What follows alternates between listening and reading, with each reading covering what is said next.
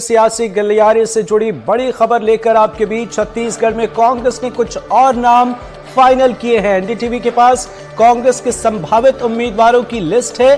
बिलासपुर से विष्णु यादव का नाम आगे है। भिलाई से विधायक देवेंद्र यादव हो सकते हैं उम्मीदवार। बस्तर से पीसीसी अध्यक्ष दीपक बैज को रिपीट करने पर सहमति। सरगुजा से शशि सिंह का नाम लगभग फाइनल। रायगढ़ से जयमाला सिंह का कांग्रेस प्रत्याशी बनना लगभग तय। तो यह अहम खबर आपको बता रहे हैं। सियासी गलियारे से जुड़ी हुई एक लिस्ट एनडीटीवी के पास संभावित उम्मीदवारों की। छत्तीसगढ़ में कांग्रेस ने कुछ और नाम फाइनल किए हैं, जिसमें बिलासपुर से विष्णु यादव का नाम आगे है।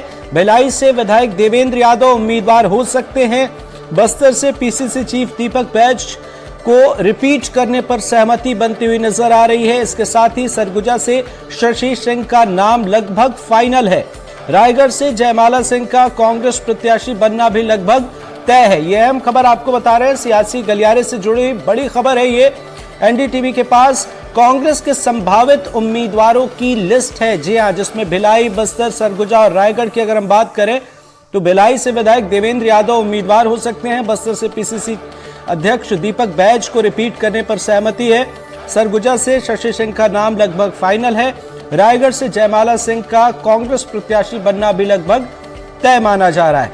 अब इस बीच थोड़ा इंतजार करना होगा पक्की मुहर का, पर यह अहम खबर आपको बता रहे हैं और सूत्रों के हवाले से बड़ी खबर है। कांग्रेस के जो संभावित उम्मीदवारों की लिस्ट है एनडीटीवी के पास, उसके अनुसार अगर आप समझे तो ये जो नाम हम आपको बता रहे हैं।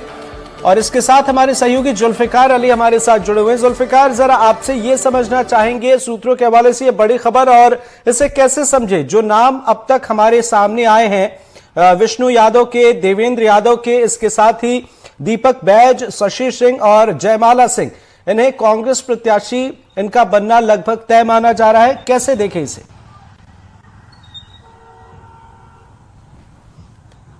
कांग्रेस के प्रत्याशी लगभग तय हो चुके हैं और 5 सीटों में उन प्रत्याशियों के नामों का ऐलान होना है। कांग्रेस ने पहली जो सूची जारी की उसमें छत्तीसगढ़ के 6 लोकसभा सीटों के प्रत्याशियों के नाम का ऐलान कर दिया था और उसके बाद से ये चर्चाएं थी कि अगली लिस्ट जल्द आ जाएगी। लेकिन ये उम्मीद जताई जा रही है कि आज शाम तक कांग्रेस के प्रत्याशियों की लिस्ट आ सकती है, जिसमें अगर बात की जाए तो पीसीसी अध्यक्ष दीपक बैज का नाम लगभग फाइनल हो चुका है और वो अभी मौजूदा समय बस्तर लोकसभा सीट से सांसद हैं और कांग्रेस के प्रदेश अध्यक्ष भी हैं, तो उनको रिपीट कांग्रेस कर सकती है। इसके अलावा बिलासपुर से अभी सीट का फाइनल नहीं हुआ, लेकिन वहां पर पहले विष्णु यादव के नाम की चर्चा थी कि उनका नाम लगभग फाइनल है। लेकिन अभी एक नाम और भी उछल कर आया है, जिससे देवेंद्र यादव, जो भिलाई से कांग्रेस के विधायक भी हैं और युवा नेता हैं और राहुल गांधी की जो भारत जोड़ो यात्रा रही है उसमें उन्होंने बड़ी अहम भूमिका निभाई है, तो उनके नाम पर भी एक बार चर्चा हो रही है। क्योंकि समीकरण जिस तरीके से बन रहे हैं तो जातिगत समीकरणों को भी साधने की कोशिश की जा रही है, क्योंकि ये कहा जा रहा है कि बिलासपुर लोकसभा सीट में यादव बहुल है और वहां पे यादव निर्णायक भूमिका में है। तो ओबीसी वर्ग और दूसरे अलग अलग समीकरण को साधते हुए कांग्रेस पार्टी ने पूरे प्रदेश में टिकट दी, जैसे कि भारतीय जनता पार्टी ने भी हालांकि उसी तरीके के समीकरण अपनाए हैं। इसके अलावा अगर बात करें रायगढ़ की, तो जयमाला सिंह के नाम पर चर्चा है और उनको लगभग फाइनल किया जा सकता है और कांग्रेस की वो प्रत्याशी हो सकती हैं। सरगुजा से शशि सिंह जो पूर्व मंत्री रहे हैं और उनकी बेटी हैं और वर्तमान में युवा नेत्री हैं और सरगुजा में काफी काम किया है, तो इस लिहाज से अगर देखें तो लगभग जो कांग्रेस की टिकटें हैं वो लगभग फाइनल है। बस इंतजार इस बात का है कि जल्द से जल्द उनका ऐलान हो जाएगा, क्योंकि तारीखों के ऐलान होने के बाद कांग्रेस के ऊपर मनोवैज्ञानिक दबाव है कि प्रथम चरण में जो बस्तर की सीट आ रही है और दूसरे चरण में जो कांकेर की सीट है, तो इन सीटों को प्रत्याशियों के नाम घोषित हो जाएं तो वो अपना प्रचार भी शुरू कर दें। क्योंकि देखा जाए तो प्रथम चरण के 19 अप्रैल को मतदान होने हैं और प्रत्याशी के पास 1 महीने का ही समय बचेगा और लोकसभा का जो क्षेत्र होता है वो काफी बड़ा क्षेत्र होता है। 8 विधानसभा, 7 विधानसभा, 9 विधानसभाओं का क्षेत्र है छत्तीसगढ़ के परिप्रेक्ष्य में और ये काफी दूर एक जगह से दूसरी जगह, तो ऐसे में प्रत्याशी को समय भी मिल जाएगा। तो कांग्रेस की कोशिश होगी कि आज वो अपनी लिस्ट को जारी कर दे और दिल्ली में जो सीईसी की बैठक के बाद ये कहा जा रहा है कि उसके बाद रात तक जो है ये फैसला आ सकता है। जी बिल्कुल जुल्फिकार, आपने कहा कि रात तक ये फैसला हो सकता है, पर अगर हम समझे ये जो नाम चल रहे हैं, क्या इनके साथ कोई और नाम भी है जो इस रेस में है जहां तब्दीली की गुंजाइश है?